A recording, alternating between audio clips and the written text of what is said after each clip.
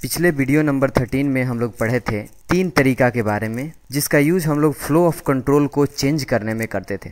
पहला था invoking methods, जिसको हम लोग अभी इस वीडियो में पढ़ेंगे।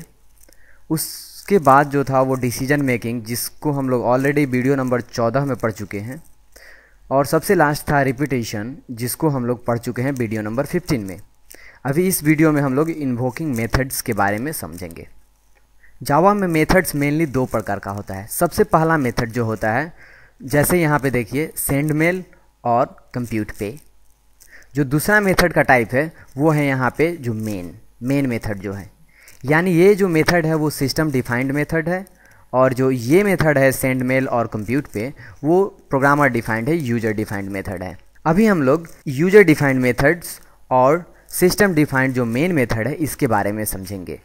जब भी हम लोग बात करते हैं यूजर डिफाइंड मेथड, जो कि आप अपने स्क्रीन पे अभी एक पिक्चर देख सकते हैं, यहाँ पे पब्लिक वॉइड सेंड मेल एक मेथड है जो मेल सेंड करने का लॉजिक इसके अंदर रहेगा।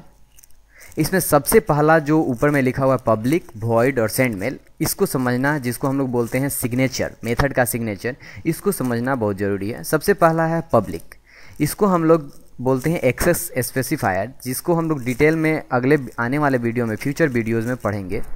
पब्लिक के जगह पे हम लोग लिख सकते हैं प्राइवेट या फिर प्रोटेक्टेड।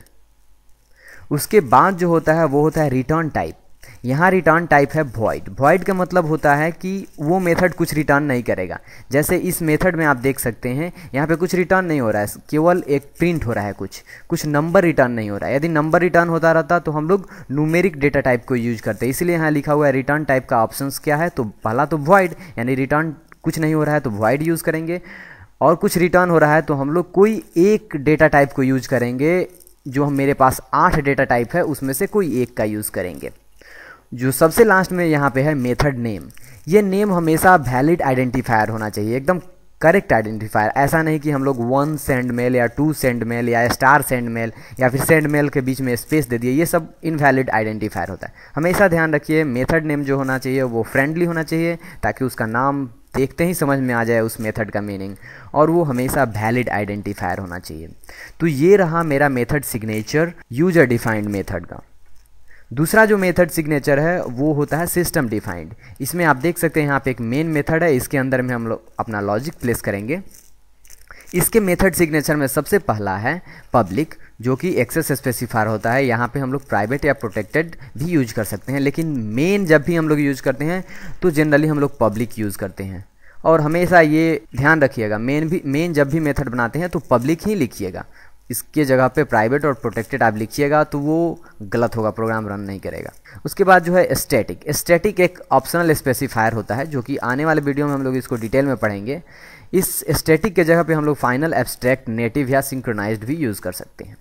उसके बाद है वॉइड का यूज हम लोग मेनली करते हैं रिटर्न टाइप हमको पता नहीं है या फिर मेथड कुछ रिटर्न नहीं कर रहा है, यानी सिंपली मेरा मेन मेथड जो होता है वो कुछ रिटर्न नहीं करता है, ठीक है, वो हमें कभी भी रिटर्न नहीं करता है कुछ, इसलिए हम लोग मेन के साथ हमेशा वॉइड ही यूज़ करते हैं, दूसरा कोई नहीं। उसके बाद जो है वो मेथड नेम है। जो मेन यहाँ पे है वो मेथड नेम है, ऐसा नहीं मेन के जगह पे मेंस कर देंगे, ये गलत हो जाएगा। ये सिस्टम डिफाइंड है, इसलिए हमेशा हम लोग मेन लिखेंगे, MAIN, इवन कैपिटल भी नहीं लिख सकते हैं। और इसके अंदर में रहेगा आर्गुमेंट लिस्ट स्ट्रिंग टाइप का। तो जो सिग्नेचर यहाँ पे दिया हुआ है वो डिट्टो सिग्नेचर आपको यूज़ करना पड़ेगा जब भी हम मेन मेथड बना रहे हैं अपने प्रोग्राम में। तो हम लोग इस वीडियो में पढ़े कि मेथड का सिग्नेचर कैसा कैसा हो सकता है। हम लोग यूजर डिफाइंड मेथड का भी सिग्नेचर देखे और सिस्टम डिफाइंड मेथड का भी सिग्नेचर देखे हम लोग। उम्मीद है वीडियो आपको अच्छा लगा होगा। Thank you.